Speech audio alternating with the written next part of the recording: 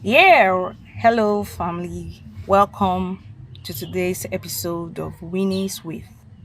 Now, in my previous video, before this one, I shared about my mom's struggle with secondary infertility and how my paternal family were on her neck, and almost she almost left her marriage because of the pressure from them, you know. And God let her bless her and all that. Now, I want to balance this video.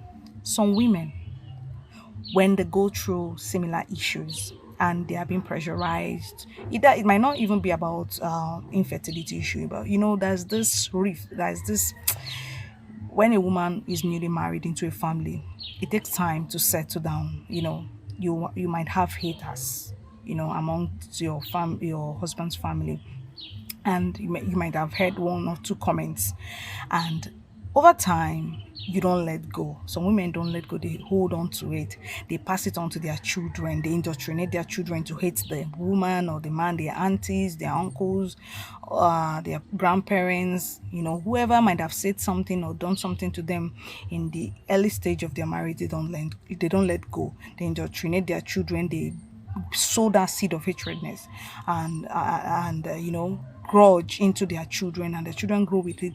They grow to hate the family and bringing disunity in the family. Now, with all the things my mom went through in the hands of my paternal family members, she let go. When I came, she forgot all those things. Now, you should know that these people are human beings. It is only normal.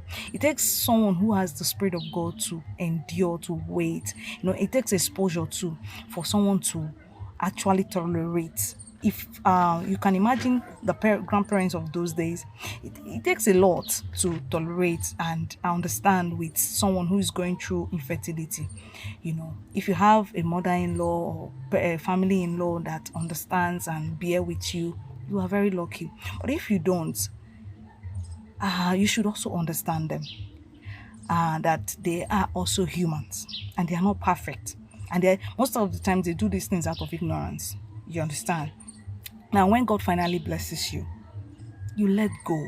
You let go. Don't pass it on to your children. Don't pass it on to your children.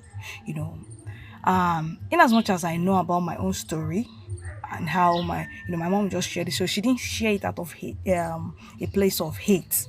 She didn't share it from the angle of hate. She just shared as a testimony to us, and believe you me, my grandmother is my best. My father's mother is the best grandmother I have, even though I met both my grandmother from my father's side and my grandmother from my mother's side. But my grandmother from my father's side, oh, I can't trade her for anything. She used to call me the grandchild she takes as her child. In short, I was the one who confirmed that she was dead. I carried her, I took care of her. I was in SS1 then. I was here, I was around when she died. And when she died, I was so angry that she didn't bless me, that I had to see her in my dream coming to bless me. you know. So, what am I saying? We don't have to, because she did that. Imagine if my mom had indoctrinated me and I now hated my grandmother. I wouldn't have shared the memories I had with her. It was beautiful. My grandmother took care of me and my siblings, you know. And she loved my mom after all this, you know, issues. She loved my mom.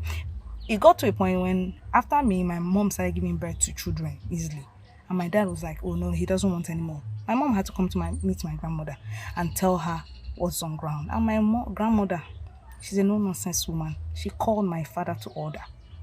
You know, she called him to order. She's a no-nonsense woman. So what am I saying? Imagine that because of her weakness in not understanding with my mom when she was going through infertility, my mom now threw her away and didn't take care of her and all that. It was me and my mom that baited her last before she died. My mom took care of my grandmother like her own mother. We took care of her. And my paternal aunties and uncles, where are they now? Everybody is now facing their business. My mom married the surviving first son, and she was the first daughter-in-law. So it's not always easy, you know.